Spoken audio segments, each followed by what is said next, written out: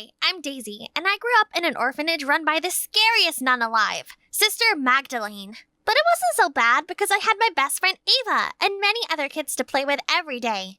Sister Magdalene's coming! Yep, that's her, the queen of punishments, our not-so-loving guardian. Too late! I saw you! 10 push-ups, all of you! Daisy, you get 20. What? That's not fair! Oh, talking back? Make it 50. She hated me the most, probably because I was the only one who had the gut to call out her shady behavior. Like that one time she gave us a meal fit for ants. Sister Magdalene, our food is really small. We're low on food. That's funny. I saw a whole food truck last night, with men unloading grocery boxes into your silence! But it was too late. The other kids started a riot, and she had to drag out the stash she tried to hide, probably planned to sell.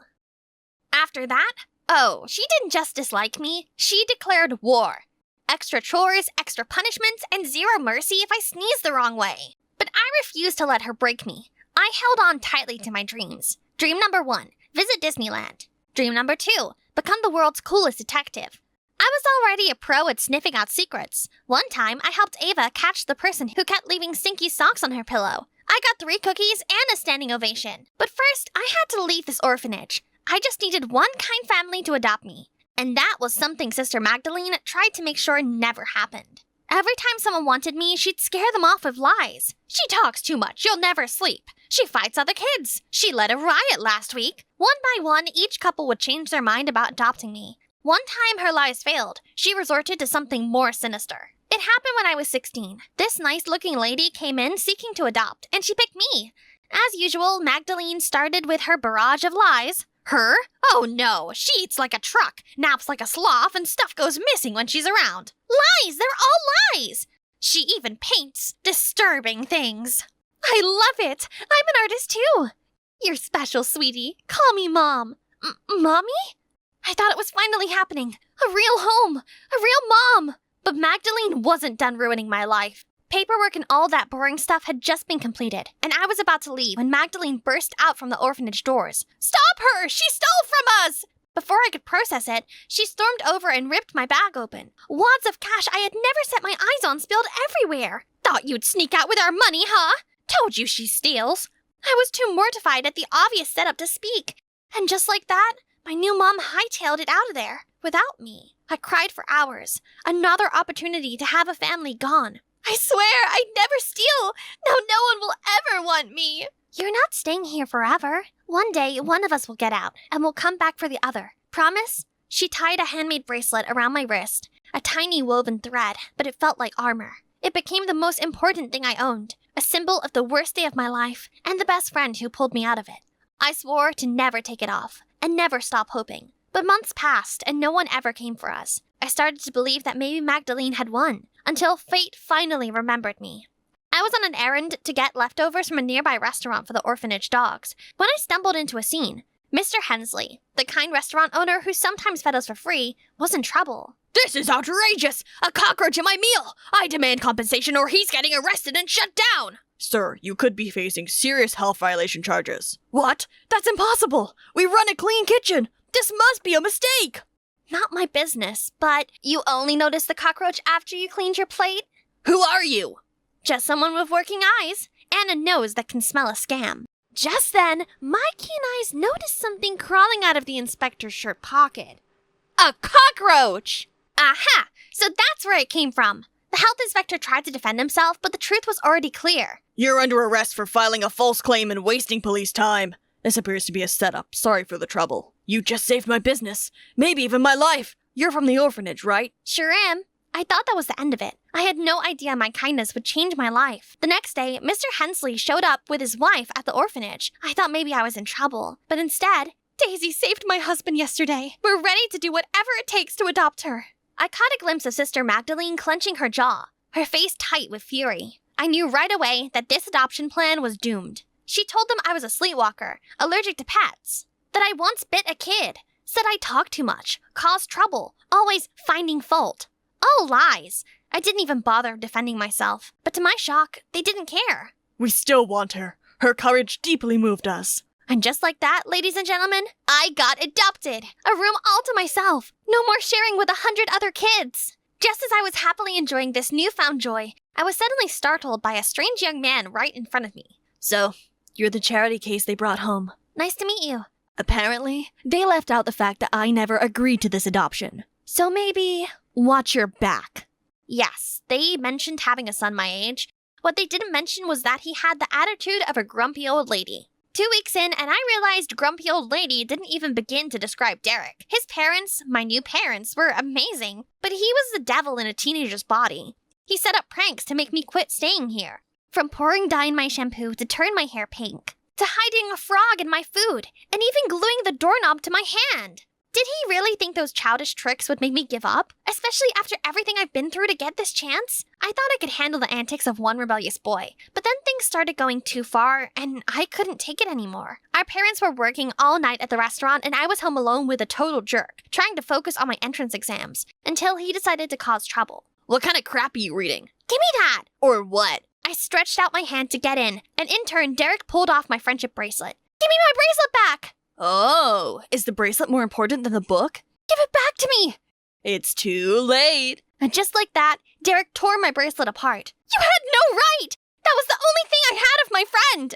Go back to her. She must be dying without you. I was more ready to knock out a tooth or two to teach him some manners. Get ready to eat porridge for a year! But just as I was about to land my punch, our parents rushed in. Daisy! Derek, enough! You see what you adopted? She's violent! He destroyed my bracelet! It meant the world to me! Derek suddenly turned away, not saying another word. His back was shrouded in sadness. I'm the one who's being bullied, not him! Daisy, calm down. I'll go talk to him. Injustice struck me once again, and I couldn't hold back any longer as tears began to flow. There's something you should know about Derek. We should have told you earlier. What? That he's the devil's apprentice? No, sweetheart. He had a sister, Emily. She meant everything to him. They were inseparable. She passed away 2 years ago, and when we talked about adopting you, he accused us of trying to replace her. Oh my God! He's not angry at you. He's scared. Scared to let anyone in. Scared to forget her. Derek's tantrums finally made sense, but he had everything wrong. Later that evening, he came by to mutter some half-hearted apology for the bracelet. I'm not trying to replace your sister, Derek. I know I couldn't if I tried. I just want maybe a small room in your heart. He didn't say anything then, but that was the last time he ever pulled one of his stunts on me. And yet, like a never-ending soap opera, trouble burst out from another direction. Another allegation of rats in my kitchen. False again! But this time they're shutting down the restaurant! First it was cockroaches, now rats. Someone had it out for our family, and it was working. Bad reviews kept rolling in. Customers disappeared. Bills stacked up. Eviction letters followed. We were one step away from losing everything. We have to find out who's framing you. I've solved tough mysteries at the orphanage. Just give me the green light. Daisy, this is not some missing cat case. It could get dangerous. They told me not to worry, but I couldn't sit by and watch my new family fall apart. I had a hunch who was behind it all. It was time for a little Detective Daisy action. But I couldn't do it alone. I needed someone to team up with me for this plan. I need your help. Remember the guy who accused Dad of putting a cockroach in the rice? I think he's behind all of this. The health inspector? Exactly. He planted that roach, and now I think he's back for round 2. We need to confront him. All right, I'm in. But this doesn't make us friends. Fine by me. First, we track him down, find out what he's really up to, and then we expose him. And just like that, we sprang into action. Derek was all over his laptop, typing like mad, hunting down any lead he could find. The moment we had something, a few scraps of info and a blurry photo of the shady guy, we hit the streets, determined to uncover the truth. Surprisingly, tracking him down was the easy part, but everything was not as it seemed. You again? What do you want now? Leave me alone! We will, right after you admit you've been sabotaging our restaurant. Confess, or we will report you for misconduct. But I haven't stepped near your restaurant since that day! I swear! Mr. Caldwell is the... Mr. Cardwell? Who's that? Dad's rival. Owns the fancy restaurant 2 blocks down. Perfect. Let's go get him to confess. Hold up. He's rich. Connected. We need solid proof. Don't worry. I've got a plan. Next up, Mr. Cardwell's office. You've been trying to destroy our dad's restaurant. Bad move. You can't just waltz in here and accuse me. What do you even have on me? We're not guessing. We know. I marched up and slammed a thick stack of documents onto his desk, and we have it all recorded in this folder. Copies of emails, voice notes, receipts tying you to fake complaints, including your little health inspector buddy. And, just so you know, a few officers already know we're here. Try anything funny, you're finished. Mr. Caldwell was sweating bullets at this point. Bingo. So, what do you want? Money? We don't want your dirty money. We want you to clear our restaurant's name or we will press charges. We got a recorded confession and a signed document. We spared him jail, but he couldn't escape public disgrace as we streamed his confession live. That night, our whole family sat together to watch Cardwell's confession broadcast on TV. You saved us. Again. Just doing what any good daughter would do. But wait, how and when did you get all that evidence? Emails, recordings, receipts? I didn't. I was bluffing, but I knew he was guilty. Laughter filled the room as my family watched the evidence I used to catch the criminal. Seeing their long-lost smiles made me feel at peace at last. Remember that time I messed with you? But seriously, I'm so glad you're my sister. That was the moment Derek truly accepted me. And somehow, news of our little undercover mission went viral. We even got interviewed on the news, and I took that time to speak out against Sister Magdalene's mistreatment of the kids at the orphanage. Let's be real. No child should have to live in a place that treats them like they're invisible. It's time for change. The entire room burst into applause, cheering me on for having the strength to uncover the dark secrets that had long been buried. Sister Magdalene was investigated and made to offer a public apology. I'm so ashamed of myself. I'm begging for forgiveness from everyone I hurt. Daisy, if you're listening, I promise I'll change. And then she was taken away by the police. From that day on, life at the orphanage grew brighter. The children were now cared for by a kind-hearted nun and finally received the love and attention they had been denied for so long. Ava and I remained as close as ever. Every night we'd chat and share the little stories and moments that made up our day. By my 17th birthday, Dad's business was booming again and he threw me a big party. I even got to invite Ava from the orphanage. You've given us so much, Daisy. For your courage, make a wish. Anything. I'll make it happen. The first thing that came to my mind was Disneyland, but even though I didn't have my bracelet anymore, I could never forget my promise. I wish for Ava to be adopted. She's been my sister through everything, and I'm not leaving her behind. Done. You will get that. And a trip to Disneyland as a family. Wait, what? We're going to Disneyland, Daisy! Finally, my dream had come true. I found a new family who truly loved me, and my best friend had become the sister I always wished for. I couldn't have asked for anything more. We made it, Ava. Well, what are we waiting for? Let's go meet some Disney princesses. I learned that we should never forget who stood by us. Sometimes you put others first, the universe gives back even more. Aha! A snowstorm's coming! Perfect for a race. Let's go, my loyal soldiers! Looks like a big storm, guys. Shall we head home? Scared already? Cowards! I was born and raised in the snow. This is nothing. Then I signaled for Bam and Holly to speed up, but they stopped and barked non-stop instead. Is that pile of snow moving? I hurriedly ran over to check. OMG! It's a boy! No, an angel with blonde hair. My heart was racing. Is this love at first sight? Help me. No matter how much Eldon and Era objected, I insisted on bringing this guy back to my place. I had to take care of him myself. Oh, looks like he'd woken up. Are you okay? Where am I? You're in my house. I'm Brenna, by the way. I found— Oh, God. Huh? What's wrong? Something on my face? No. It's just that you're too beautiful. Like a real-life Snow White. Then he said his name's Beavis. He came here to travel, but unfortunately was met by the snowstorm. Yeah, it's gonna snow heavily in the next couple of days, so you should stay here until you recover. After a few days, Beavis got better, so I showed him around. On the sledge. Although Bam and Holly were practically just walking, Beavis still freaked out so much, he huddled up against me. Hold on tight, I'm speeding up. We went up a hill, then through a pine forest and arrived at, ta-da, probably the biggest frozen lake he had ever seen. I taught Beavis how to drill a hole in the ice, then he excitedly dropped the fishing line. The following days, I continued taking him sightseeing, and we were basically inseparable. We went to see polar bears, kayaking among the icebergs. I taught him how to make instant snow by spraying boiling water into the cold air, and we even watched the spectacular auroras together. Wow, I've never seen such beautiful scenery before. Yeah, and I'd never seen such a beautiful face before. Just like that, Beavis spent day after another with me here in the Arctic. It's been so much fun, but for some reason, my friends Eldon and Era were not having any of it. They seemed to hold grudges against him or something. One time when I was arranging supplies in the root cellar, I heard Beavis's ear-piercing scream. I hurriedly checked and saw a white fox dashing out, followed by giggles outside the window. You're such a chicken, big city boy. It's just an extra-large kitty. Then Eldon and Era burst into laughter. Ugh, can those two show a little hospitality? At dinner, I cooked him my signature dish as an apology to Beavis for those naughty friends of mine. He was totally cool about it and even told me stories about his friends back at home and about their lives in Florida. Whoa, it sounds so magical. I wish I could lounge around on a beach and soak up the sun while enjoying my coconut drink, too. I went to sleep dreaming about the beautiful urban life. Suddenly, a knock on my bedroom door woke me up. I stumbled to answer it and saw Beavis. Hey, Brenna, could you take me to the toilet? It's too dark outside and that fox might come back. How cute! He's really good at coming up with excuses to be with me. While waiting for Beavis, I planned out what we're gonna do tomorrow. As he got back from the outhouse, I couldn't contain my excitement and told him right away. Hey, I'm all better now. Maybe it's time for me to go home.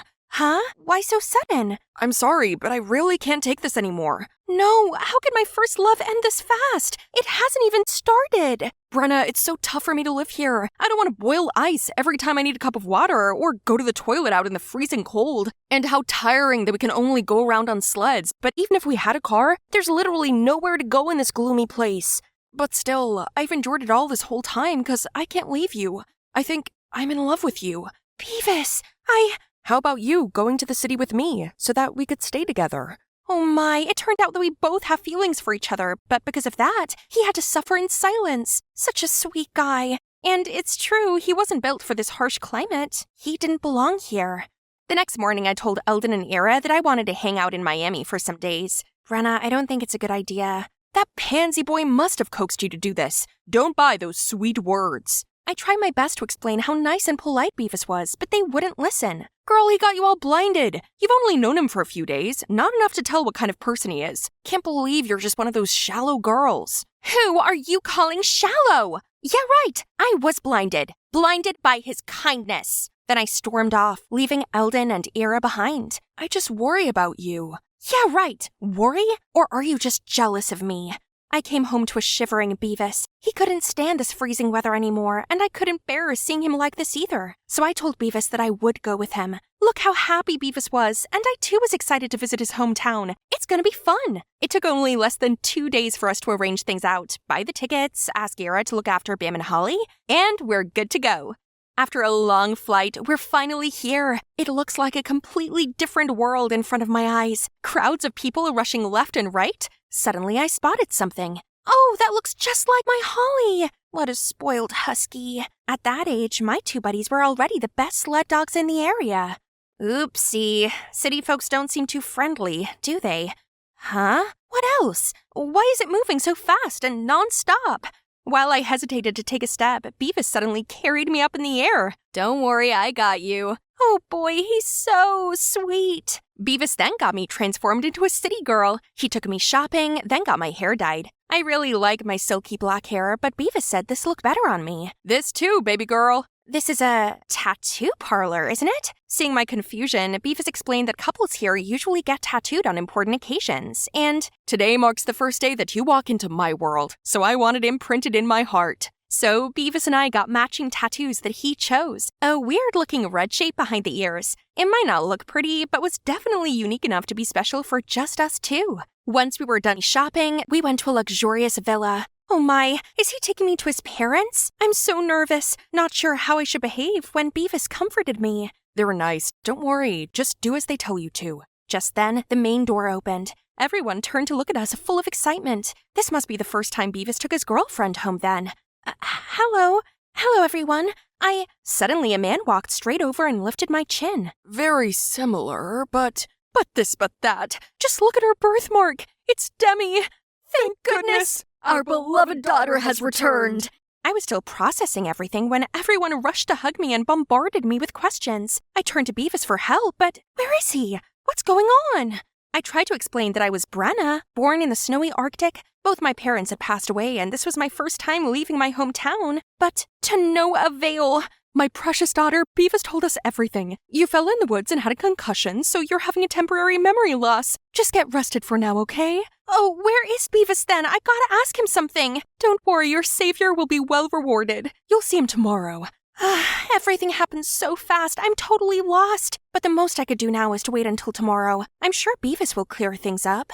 Upon catching sight of Beavis, I immediately unloaded it all onto him. Shush, just listen to me first. Turned out, Beavis worked here for the Atchley's family. He escorted their daughter, Demi, on a trip to the mountains, but she ran away. Mrs. Atchley was utterly furious about this and used his ill mother to blackmail him into finding Demi. That's why he risked going out into the snowstorm where we met. But why me? I have nothing to do with Demi. You and Demi look just like twins. When I saw you, I couldn't believe my eyes either. I did what I did because I was worried for my mom. I hope you can forgive me and help us, please. I'll soon find Demi. So, you were only using me? No, I'm truly in love with you, Brenna. I didn't want to be away from you, and you deserve a much better life here, with me. But just wait until I find Demi. Then we will run away and live happily together. Poor Beavis. He seriously had the worst luck. If I were him, I guess I would do the same. So I reluctantly lived as Demi. Luckily, her parents thought I lost my memory, which made it not too hard to be her. One day, I received a text from Eldon. I suddenly remembered that I'd been away from home for almost a month. I wonder if Bam and Holly miss me. To say I was not one bit homesick would be a lie. But there's no way I'd speak to Eldon. So I called Ira to catch up on things and asked for her help in the search for Demi. It had been a few days already, but neither Ira nor Beavis had heard anything about Demi. Feeling too restless, I went for a walk in the garden. Wait, what's that noise? Eldon? See what you got yourself into, idiot? Told ya, I saw right through him. Why are you here? And what are you talking about? Ira already told me. Beavis obviously only sees you as someone else's replacement. He doesn't love you. Let's go home. No, let me go. Stop bothering my girl. Leave me alone, please. You're only making things worse. This place has everything and it's much better than a hellhole in the middle of nowhere. Live there all you want. Don't drag me down with you. Eldon immediately let my hand go. He didn't say another word but gave me a disappointed look. Was that too much? Well, he's the one who kept sticking his nose in others' business. Who is he to control me? After that day, I still saw him lurking around the mansion sometimes. So annoying. Who in their right mind would be out in this scorching heat? Today, Mrs. Atchley, suddenly took me shopping. I guess having a family like this isn't too bad, huh? She said tonight I was attending an important dinner party, so I had to put on this tight dress along with a pair of killer heels. They looked pretty good, but I really couldn't breathe. Jeez, how can anyone do this? It's literally harder than walking on thin ice. Ah! Phew, that was close.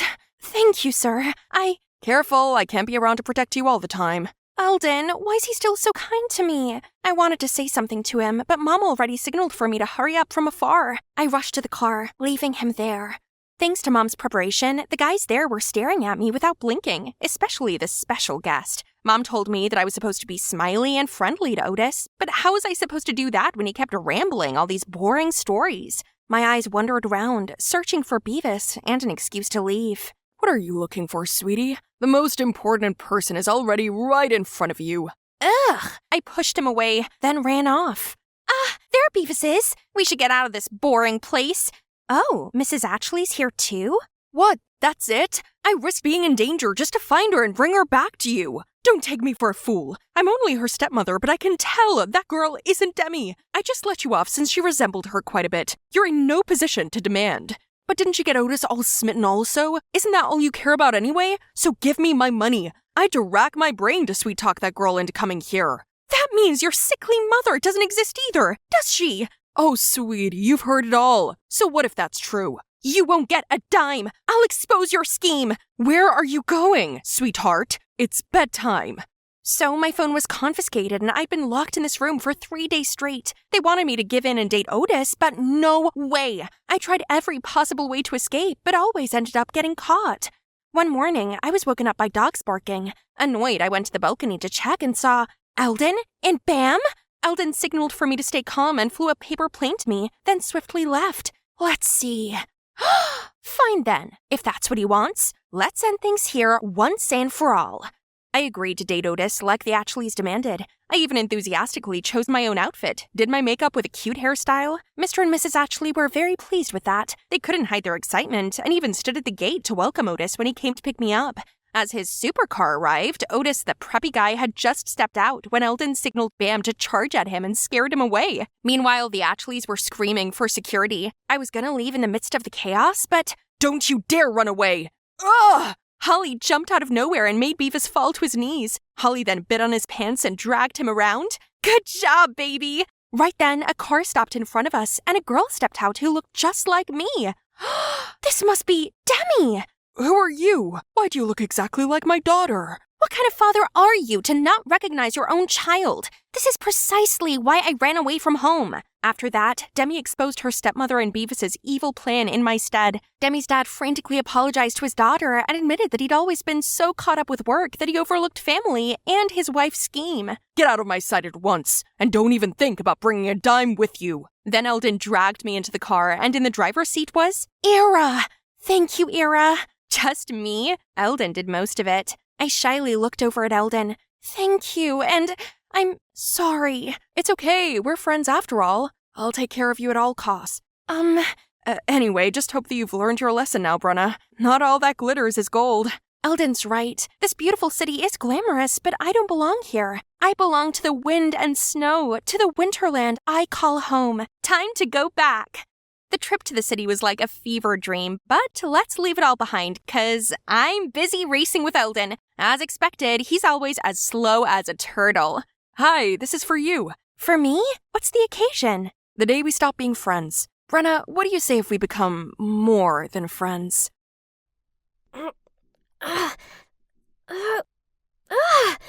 Why did this fence have to be so high? Oh no, that didn't sound good.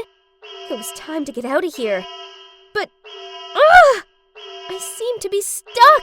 Suddenly, a security team was blinding me with a flashlight and telling me not to move. Not that I could anyway. They dragged me down. Then the next thing I knew, I was being pushed into a chair and interrogated by security guards. But all they got out of me was silence. A few minutes later, Mr. and Mrs. Langston showed up. Yeah, they're the wealthy couple who owns this mansion. They're the people that I was looking for. I suppose I did owe them an explanation. I'm sorry for this disturbance, but it's not what you think. I saw your job advert for a housemaid, and I wanted to apply, but the guard said I was too young and refused to let me in. The thing is, my dad has a rare heart condition, and if he doesn't receive treatment soon, then chances are he won't make it. I really don't have any other choice. So, please can I have the job and also 6 months salary advance? Right at that moment, a girl my age fell into the room, peered at the Langstons, then started laughing. Carla, this is not acceptable. Aren't you ashamed of your appalling results for the Francis Academy entrance exam? You should be studying hard to redeem yourself, not out partying at this hour. This Carla girl just rolled her eyes at them, then wobbly walked off. I noticed Mr. Langston comforting his wife, who seemed to be in much distress at the girl's inconsiderate behaviors. So this must be their daughter then. They sure seem to take her education seriously. And she applied to my school. That gave me an idea. You know, if you want to improve Carla's academic performance, I can help you.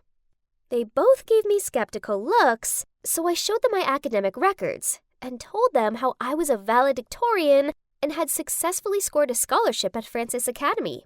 On hearing about my achievements, any apprehensions they had soon faded. And so, they'd come up with a plan, a risky one.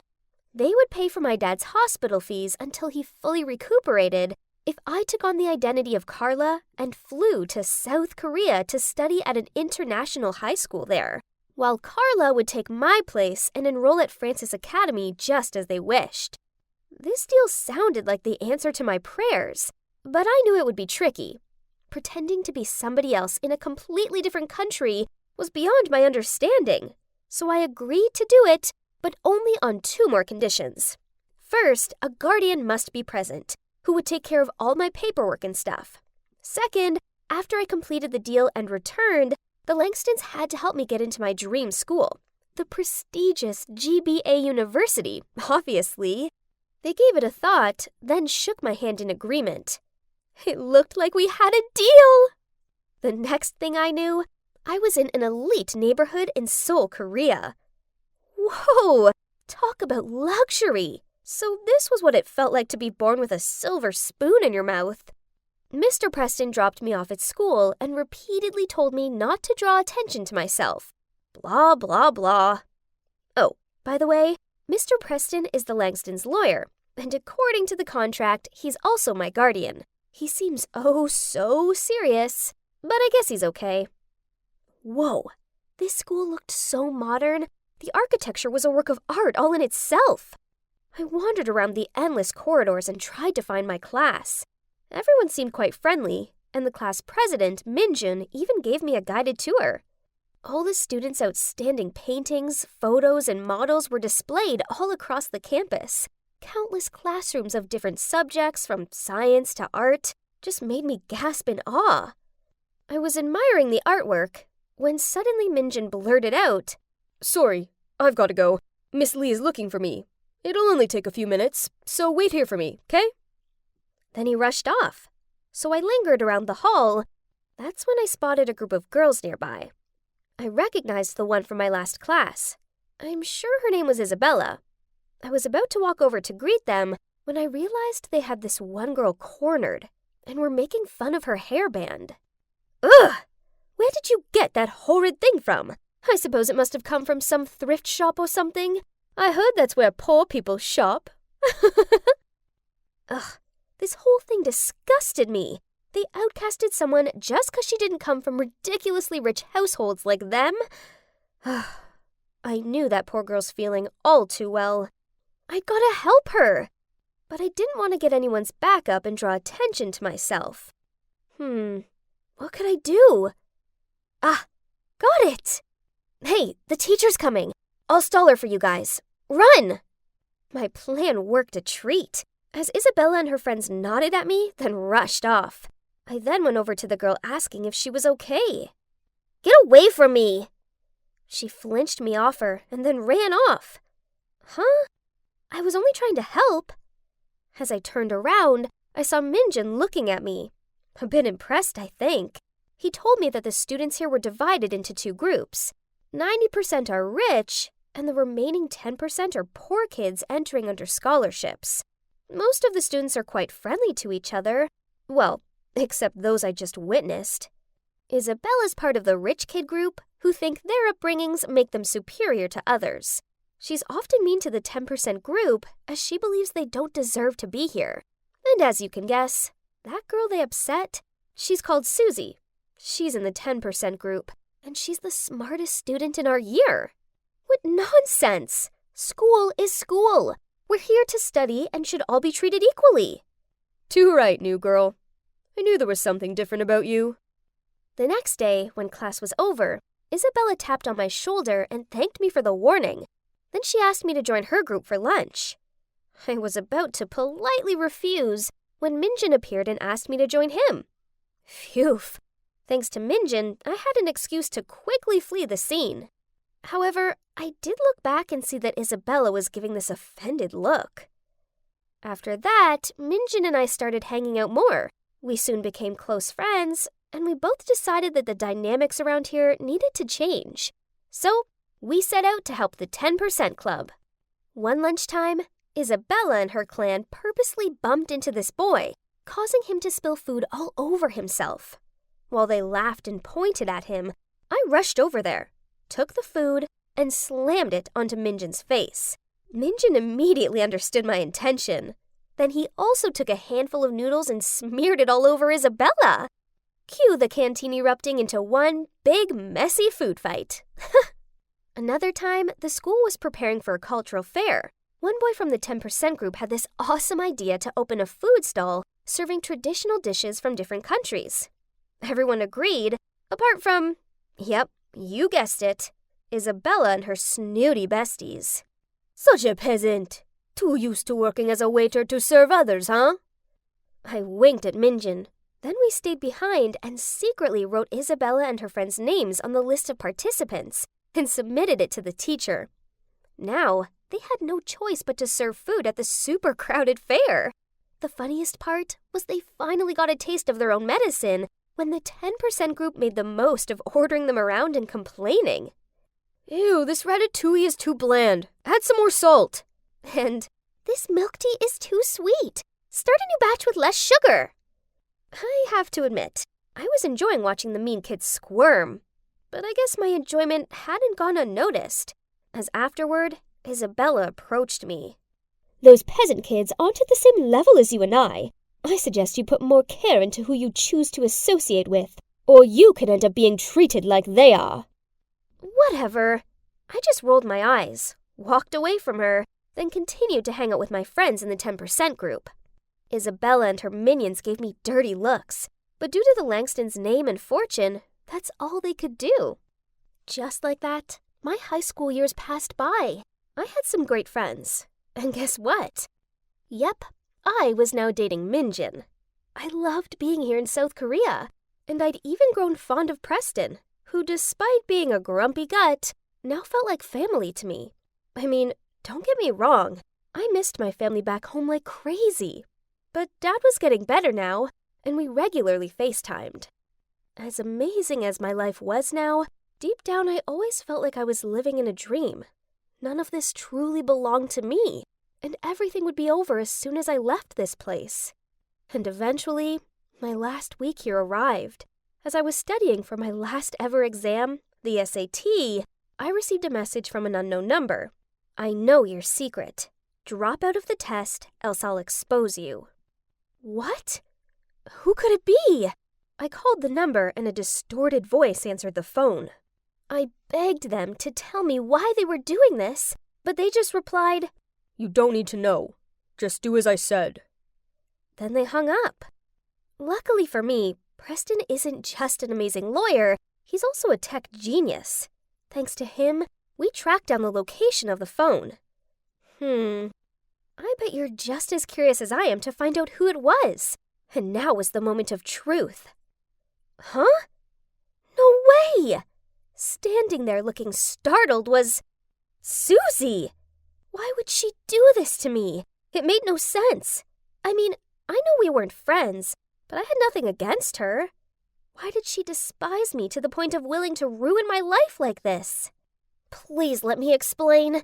Ever since you arrived here, I lost my top spot at school, which means I've also lost a full scholarship to college. My family will never be able to afford it themselves, so I decided to investigate you.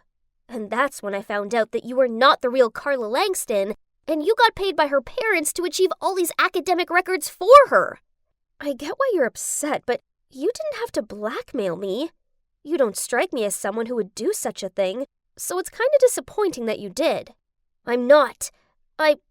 I'm a dead end, Irene. You have to understand. This is my entire future I'm losing here. And what for? So some rich, spoiled girl can get into college without doing any of the work? It seemed like I had a lot of thinking to do. In the end, I realized all I felt towards Susie was pity. This was all my fault, and it wasn't fair for someone as capable as Susie to have her entire future ruined because of me. So I had to be the bigger person here. I decided to ask the Langstons to give Susie the spot at GBA University, which was previously reserved for me as part of the deal. I mean, no worries. With this big brain, I could easily get in there on my own, right? And so, as soon as I was done with the test, I quietly left South Korea behind, without saying goodbye to anyone, including Minjin. Susie and I boarded the same flight back to the state. She couldn't help but thank me all the way there. And, well, let's just say, by the time the plane landed, we became good friends. But things didn't all go as swimmingly as I intended. It turned out Carla was even more negligent than first thought. All she managed to get was a high school diploma with shockingly bad grades. These were now my bad grades. My dream of attending a prestigious university was over. I just have to make do with a community college instead. A year flew by, and there wasn't a single day that I didn't think about South Korea or Minjin. I couldn't talk to him anymore. I promised the Langstons I'd cut all ties with my life there. I mean, Susie was the exception.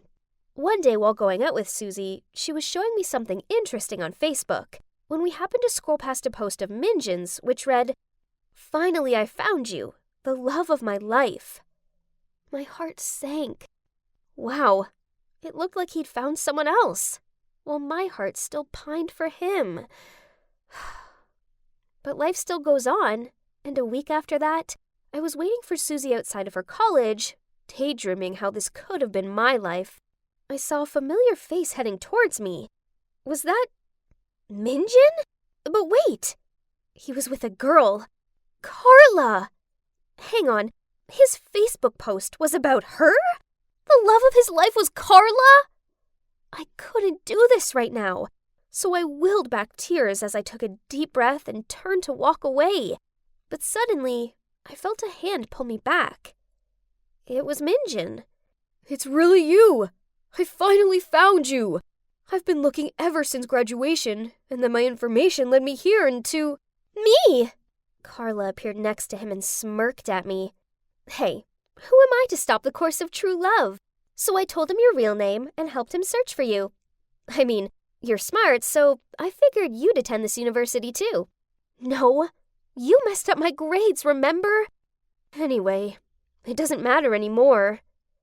I turned and looked at Minjin. I'm so sorry, Minjin. I wanted to tell you everything, but I couldn't. He took my hand in his and gave me this adoring smile. I found you. And trust me, right now, that's all that matters. Let me tell you something. Something really important. I have acrophobia, so this is my idea of a nightmare. I don't want to be here at all. Oh, and that guy on the other side is Charlie. He's my boyfriend, but I don't actually like him like that. So you're probably wondering how I ended up here, 200 meters above the ground and about to make this terrifying leap. Well, let's just start from the beginning. Hi, I'm Luna, a 17-year-old high school girl from a small town in New South Wales. Growing up, I was desperate to please my hardworking single mom. The problem was she was nearly always tired and irritable. So no matter what I said or did, it usually ended up being wrong. The most common words that came out of her mouth were, "If you want me to love you, you have to be nice." I wanted her to love me more than anything else in the world, so I did everything I could to appease her. This led to the need to make everyone happy, and left me with an unfathomable fear of being hated by others. If I made other people happy, then they'd like me, right? So whenever someone asked me to do their homework or cover for them on roll call, I did so without hesitation. And if there's ever an argument or awkward situation, regardless of if I'm to blame or not, I always apologize first. At 15, I moved to Sydney alone for high school, and that's when I met my roommate Margot. She's my complete opposite, but this didn't stop us from becoming best friends. She's independent, sassy, and doesn't let anyone pressure her into doing anything she doesn't want to.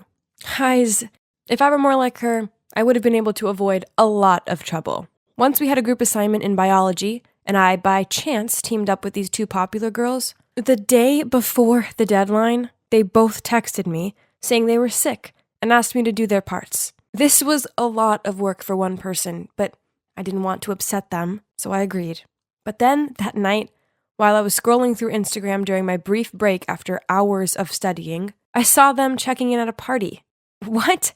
So they lied to me so they could go out and have fun and left me home alone to do their homework? Oh my, I just want to take this pen and throw it right at their dumb duck faces. How is that cute in anyway? Ugh, but who was I kidding? I knew full well I'd never be able to tell them what I really thought of them. So I picked up the pen and continued my workload meant for 3 people alone. I stayed up all night and drank 3 cans of energy drinks, but it was just too much work for one person to finish on time.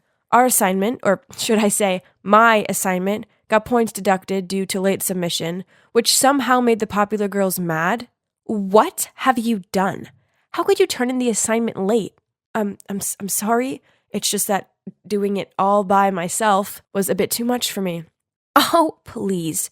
You had the whole day to finish it. It's all down to your poor time management. Right at that moment, Margot appeared, out of nowhere, and stepped between us. Pfft. If you both cared so much about your grades, then you would have helped Luna complete it. Instead of going to some stupid party, how about I report you to the teacher to cross out your names from... Margot, enough. Sorry, don't mind her. Then I quickly pulled Margot away. Apologizing to them was a ridiculous thing to do. It wasn't your fault. I know it's not my fault, but there's no point making a scene out of it, right? Fine. In that case, I'll leave you alone with all the troubles you've caused yourself. I don't care anymore. Oh, no, I didn't mean to make Margot mad. I quickly apologized to her, told her she was my best friend in the whole world, and asked her to go for a milkshake to make up. A week later, on the day my volunteer club was selling lemonade to raise funds for a children's charity, I suddenly fell sick. Oh no, I'd been telling everyone at the club how important this event was, but now I was the one who'd be absent. How embarrassing. I needed to show them how sincere I was. I texted the club president that I was sick, but if the club really needed me, I could still try to participate. Now I can finally sleep. But who would know? Before I even had time to curl up in bed, he texted back saying how they really needed my help. So if I could come, that'd be great. Oh, no. Did I really have to drag my feverish self over there? Not knowing what to do, I turned to Margot for advice, but she snapped at me. If you knew you couldn't go, why suggest otherwise? People will always take advantage of you if you let them. So just make it clear that you're sick and can't participate. Then she told me how her music club had a dinner meeting tonight, yet she'd already decided she was having a relaxing pamper session tonight, so she immediately told them she was otherwise engaged. Margot was right. If I'd done as she said in the first place, I wouldn't have had to rack my brains looking for excuses to say no without annoying anyone. Finally, I texted the club president that I was afraid of infecting everyone, so I'd better stay home. Then I fell asleep and found my worries plaguing my dreams. The next day, I felt better. So after class, I dropped by the club's room, but I instantly felt weird vibes from everyone. Then when I asked the club president how much money we'd earned from the event, he totally blanked me. Oh, no. He was obviously still mad with me for letting him down. I was lost in thoughts when suddenly someone tapped me on the shoulder. I heard you were sick. Are you feeling better now? It was Charlie, one of the club members. He told me that day I was off sick. He voluntarily took over all of my work. So I invited him out for a thank you dinner right away. Maybe he misunderstood my goodwill gesture, as after that he bombarded me with texts, calls, and soppy memes. Then one day while we were walking together, Charlie suddenly stopped and took my hand. Luna, we've known each other for a while now. I think it's time for me to confess my feelings. I like you. Will you go out with me? Oh my. What did he just say? I stood there dumbfounded. I mean, I liked him as a friend, but not romantically. But when I met his expectant gaze, my conscience began to torment me. He was such a nice guy, so how could I say no to him? In the end, I forced a smile, then nodded in agreement. My feelings for him will develop over time, right? But unfortunately, the answer to this was no. Actually, since we started dating, I found myself liking him even less than before. He does a lot of things that irritate me, such as the time he insisted we wear couple outfits to school. Yeah, slogan shirts with "he's mine, she's mine" printed on them should definitely be left in 2010. Ugh. He smugly ushered me around the school and seemed oblivious to the laughs and points in our direction. If only the ground could just open up and swallow me right away. That evening, noticing how fed up I looked, Margot asked me if everything was going all right between me and Charlie. So I told her everything. I thought she'd get mad at me again, but to my surprise, she just sighed and told me to tell the truth and break up with Charlie before things got too serious. That's the best way to stop both of us from getting hurt. And also, I've heard a lot of bad things about Charlie. People say he's kinda erratic. You better get this over with as soon as possible. Yeah, Margot's right. Next time I saw Charlie, I was ending this once and for all. Turns out I didn't have to wait long, because that Sunday afternoon, Charlie came to pick me up for our date. He told me he had a surprise in store for me, and I was gonna love it. Okay, it sounds like he'd gone to loads of effort, so it was probably best if I left breaking up with him until the journey home. Almost there! Hearing what Charlie said, I looked out the window and, oh my god! Is that a bungee jumping spot? So, long story short, here I am, 200 meters off the ground, my legs trembling like a leaf and my heart thudding like crazy. I was about to cry out of fear when suddenly I heard romantic music playing behind me. I turned around to see Charlie getting down on one knee. Behind him was eagle-eyed staff holding roses and candles while swaying to the music. What's happening? I know we haven't been dating long, but it's clear that we're made for each other. Luna, will you marry me? What? Did I hear him wrong? I mean, I'm only 17. Seeing my puzzled look, Charlie hurriedly said, I know we're still in high school, but don't worry, we can wait till graduation. Then let's have the most wonderful wedding straight after that. This was insane. I stood there, rooted to the floor, not knowing what to do, and seeing everyone watching and waiting made me feel even more pressured. I was trying to figure all this out when Charlie forced the ring on my finger. Oh my god. What should I do? What should I do? Well, in classic me fashion, I didn't do anything. My stupid hand just froze in place. And in the end, it turned out like this. No, I couldn't let this happen. Charlie, actually, I don't have feelings for you. I was going to tell you today, but I didn't expect things to end up like this. You're kidding me, right? If you didn't like me, you wouldn't have let me put the ring on earlier. So I explained everything to Charlie. His face darkened with disappointment. I felt so guilty. I should have just been straight with him from the beginning, then none of this would have happened. We can still be friends, can't we? I asked, but Charlie replied without even looking at me. If you don't like me, then why give me hope? Why the emotionless tone? It felt like he'd turned into a completely different person. Afraid, I kept quiet, not daring to blurt out so much as a word. I'd be home soon and away from this suffocating atmosphere. But as Charlie drove, I noticed how the surroundings became stranger and stranger. This is definitely not the way to the dormitory. Finally, the car stopped at an abandoned construction site. Luna, get out of the car. Sensing his irritable tone, I did as he said. You can stay here until you've figured out that we're destined for each other. Then call me. I watched in horror as he drove away and left me there. I was all alone, in the middle of nowhere. Panicked, I called Margot for help, but as soon as she picked up, my phone ran out of power. I explored the area, but it was completely deserted. Would I be stuck here forever without anyone knowing? It was getting late. I'd barely eaten or drank anything all day, and this felt hopeless. I burst into tears, and then everything fell dark around me. I woke up to the bright lights of the hospital. Margot jumped in to give me a hug, then explained what had happened. Turns out that night after I called her, she checked my location on Snapchat and saw that I was in some deserted place. Sensing something was off, Margot and the dormitory manager went to find me and took me to the hospital. Charlie was disciplined and detained for a month for the trouble he'd caused. After that horrible experience, I talked a lot with Margot. She comforted me, encouraged me, and said that it seemed like my desire to please others stemmed from childhood trauma. Perhaps it was my mother's words. If you want me to love you, you have to be nice. That created the character I have now. I couldn't continue to let the past consume me. That summer, when I returned home to see my mom, together, we poured out our feelings and faced our problems.